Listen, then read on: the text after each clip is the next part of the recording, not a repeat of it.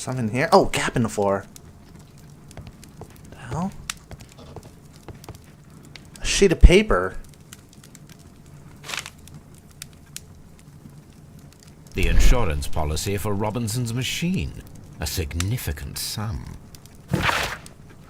Insurance organized by Thomas L. Robinson for his prototype called the Anonymous Electricity Generator.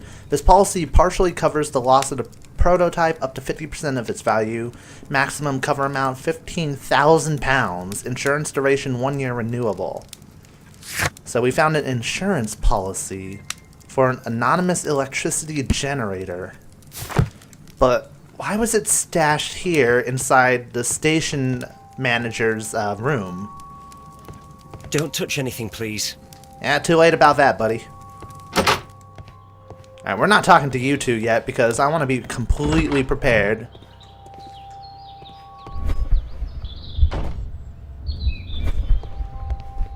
Alright, so we got quite a bit of stuff here so far. It's the way to Nottingham right here.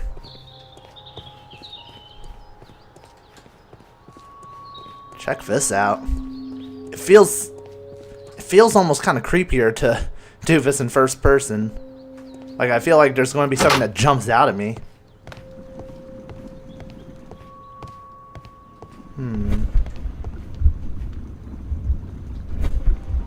Alright, there's nothing unusual in the warehouse.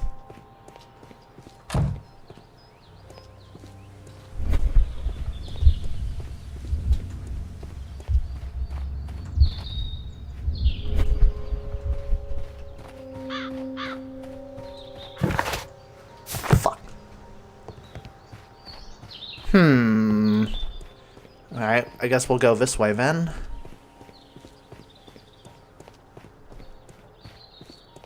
Seems we might have to talk to the gentleman. Can we talk to this guy?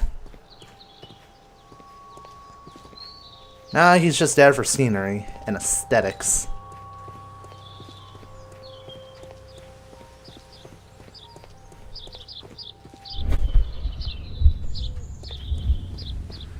It seems we have no choice but to talk to people in the train station because we're not being given any other options. Oh, luggage. Railway post bags.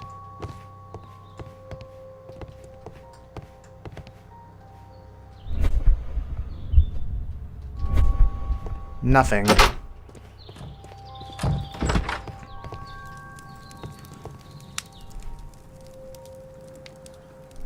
This is an absolute scandal.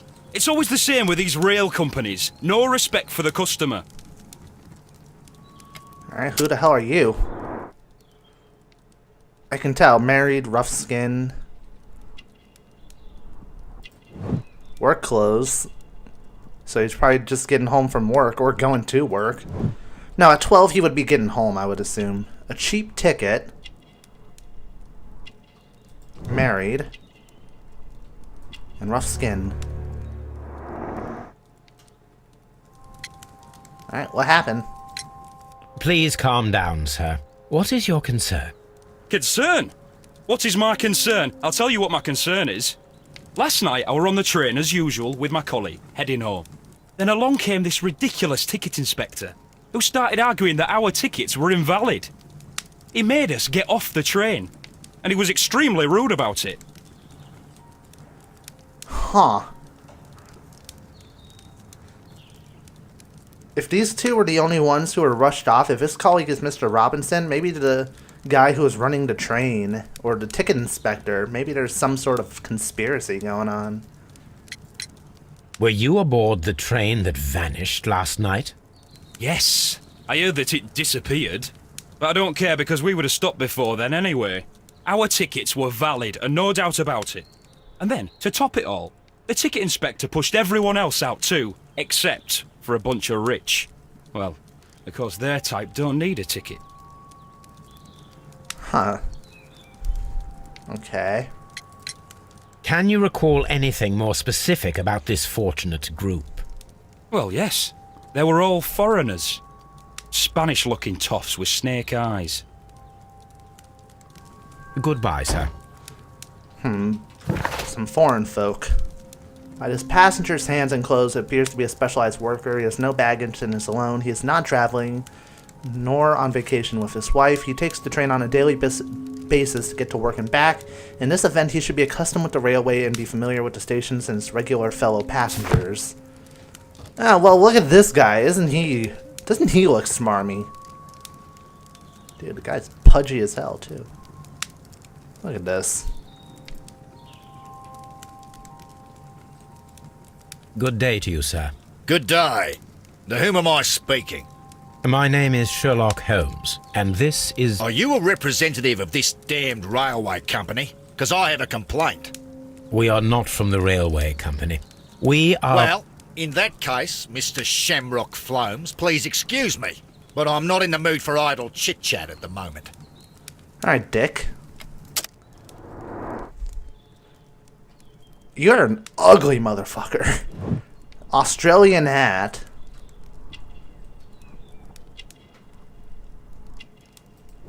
Expensive clothes. So he would be considered rich. A heavy gold ring. Fancy shoes and crocodile skin. So this guy certainly has no reason to be ushered off.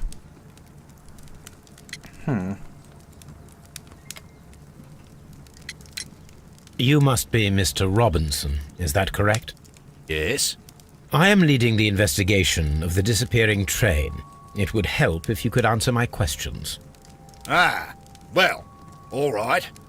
I have nothing to hide. Well, that was remarkably simple. Alright, asshole. Let's see what you know about the special wagon.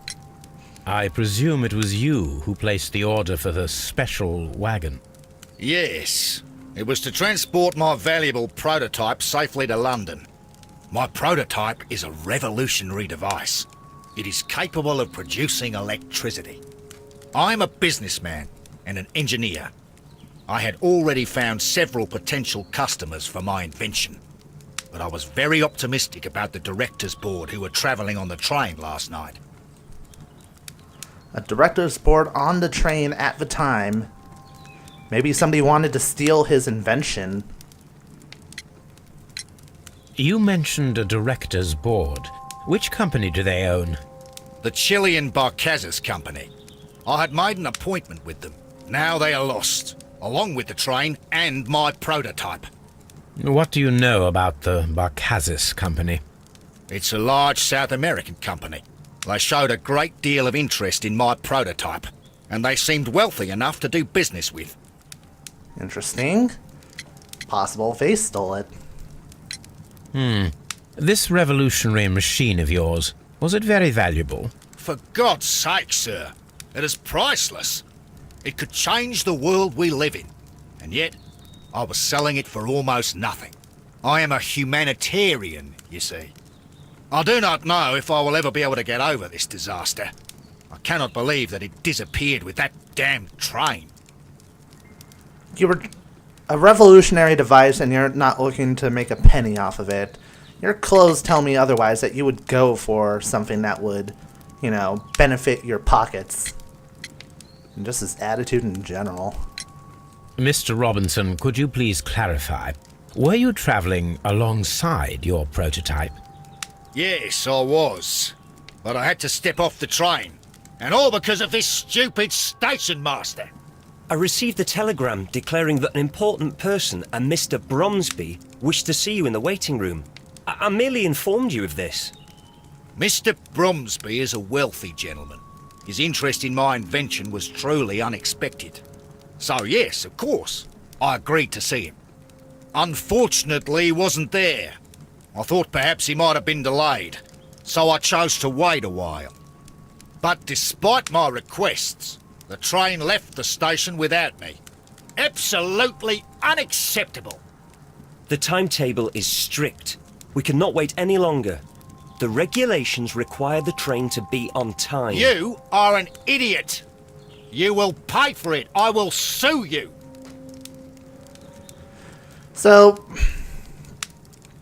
I'm not sure. Was this guy one of the people who the ticket manager refused to let back on, or did he just happen to not be on the train at the time? Like, it sounds like he stayed here of his own volition, not that he was forced off. But he couldn't get back on. According to this document, you have insurance for your prototype. Oh, thank God. Where did you find it? Near the telegraph station. I must have lost it when I tried to send a message, which I was prevented from doing. I apologise for that, but regulations state that public access to the telegraph is strictly prohibited. Upon my word, you keep on digging that hole of yours. You have no idea who I am. Important grip sack. I see that you kept your grip sack with you. Why don't you leave it in the luggage room? I've had other things to think about. I lost my prototype, and this idiot station master just stands here doing nothing to help. Oh, but... Well, that won't do at all.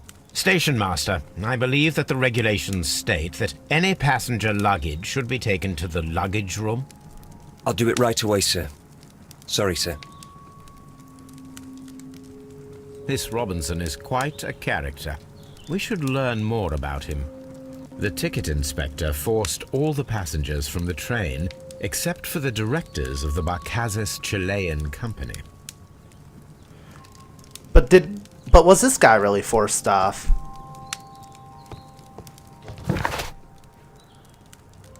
The Chesterfield station master's report about the vanished train was full of errors. Examine Robinson's luggage. Oh, okay, I get what he did there. He basically made it so that his important grip sack would be separated from him so we could properly investigate it. Alright, Robinson is a wealthy man who holds a high position in society, clearly indicated by his expensive clothes and golden ring. His Australian hat and crocodile shoes may allow us to deduce that he is a foreigner who traveled to England. Most likely he is here due to a business trip. Alright, let's go to the luggage room. Let's go. Then we'll do our deductions. Well, this is certainly a lot more mysterious than the last case, that's for sure.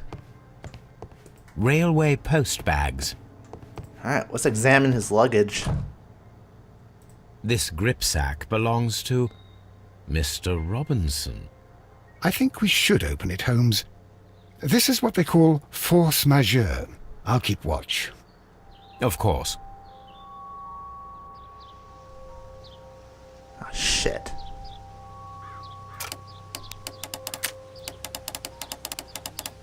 Not this again.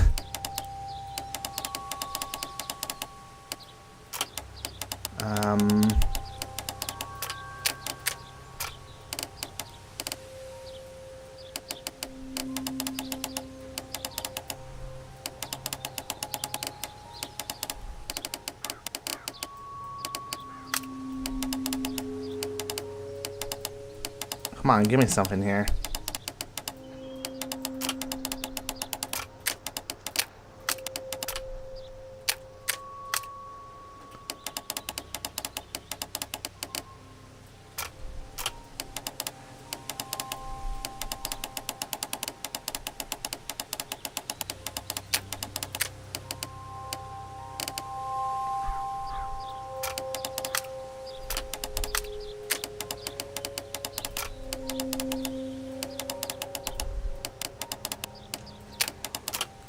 One.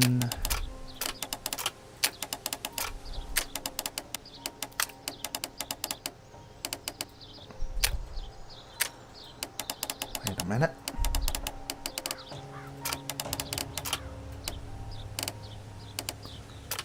I can figure this out, I swear. Ah, it's a 4-piece puzzle. Serious? Oh, sweet! I got it. Business papers. Look, Watson, a bundle of contracts. Very suspicious. We should study them carefully. Exclusive. An exclusive sales contract. Mr. Robinson is the seller. Alright, turn page. Exclusive sales contract. Yet another exclusive sales contract. Mr. Robinson is the seller.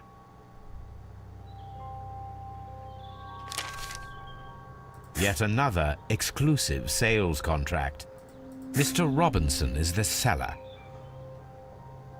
Regarding a prototype invention dedicated to appliance supplying electricity in an anonymous way, the buyer understands they are purchasing this device as is and are in agreement, not responsible for any problems that may arise. Buyers obligated to make prepayment in amount of 10% of the prototype price in advance upon signing of the contract. Yet another exclusive. Mr. Robinson is the seller. Well, it is very clear that this Mr. Robinson received prepayments from various people for his machine.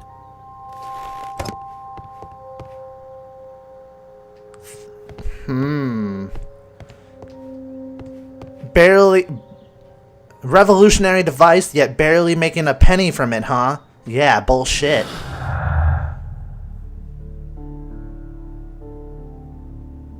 Mr. Robinson wished to sell his prototype to many customers, received numerous prepayments. Oops, no.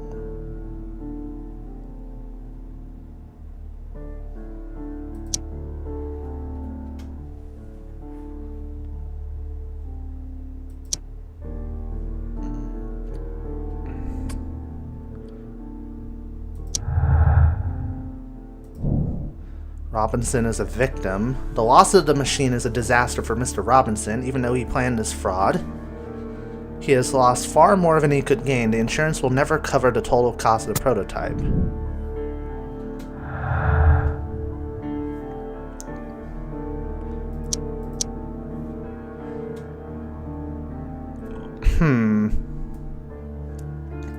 I'm trying to deduce this. It's kind of trial and error. Yeah, Chileans. Accident. The Chileans stay on the train was just a coincidence. The train conductor overlooked them. Were intentionally left on the train. The controller removed all the passengers from the train except for the Chileans. I think that's it. I think the Chileans were left on purpose.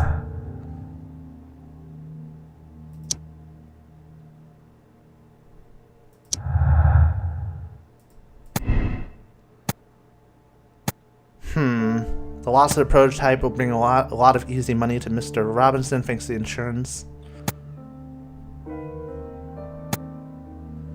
I think he's a victim, actually. But what would happen if I picked this one? Nothing. Alright, let's stick with what we know and what we believe in. Alright, we can't do anything about the Chesterfield telegram or the fact that there's no traces of the train. We're just going to have to go with what we know for now. We do know quite a bit now, though. It kind of feels like it might be a conspiracy to basically make sure that the people he was dealing business with would be left on the train to steal the prototype. That way they wouldn't have to pay in full. I think this guy is a victim. Because, you know, some of his motives are questionable, and definitely he's trying to make a lot of money off of this, but he's definitely going to lose more than he gained. That's my personal thought process. I will not move from here until I receive my refund. It's a scandal. An absolute outrage. An absolute outrage, I say. Don't touch anything, please. Alright, it doesn't seem like we can do anything more here, so we have to move on to the next station. Very interesting, I have to say. Seems like this is in the middle of everything, so this could be where everything kind of goes down.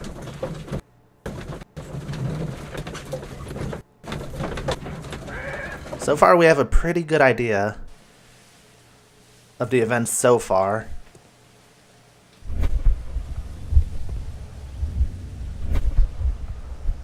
And as usual, we will take a look at everything on the sides.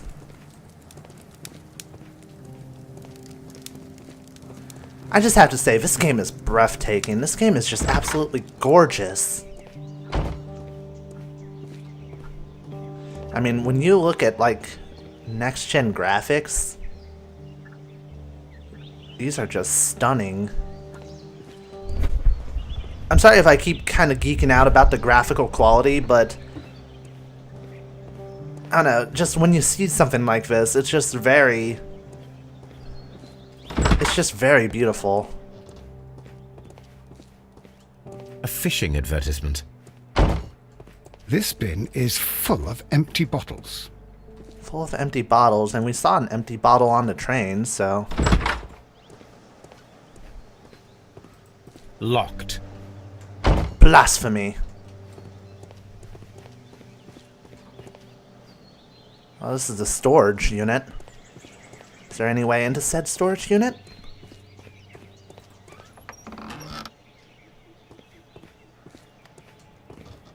Handcar A wheelbase. handcar wheelbase. Interesting. It appears that elements of the same construction were scattered everywhere. Watson, please tell me, do you believe in magic? Of course not, Holmes. Then you are of the opinion that a train cannot simply disappear. Well, we both know that that is obvious. Why are you asking such peculiar questions? A little patience, Watson. You will understand my point quite soon. So, are you quite certain that you saw the train at Evesham Station? Yes, of course. We saw it coming. The headlights, and heard the whistle. But that is it. We didn't see the train itself. But... Oh, Holmes, I'm a little confused. A contraption was created to falsify... Yeah, a handcar. A dismantled handcar with spare parts scattered around it was found at Chesterfield Station. I think what we saw was a handcar. We didn't see an actual train. The train already departed in a different direction or something, or was delayed. Like, maybe it's like lost somewhere on the track somewhere. Task: fake train experiment. The dismantled handcar seems directly connected to our mystery. Reconstruct the handcar to see if it can imitate the vanished train.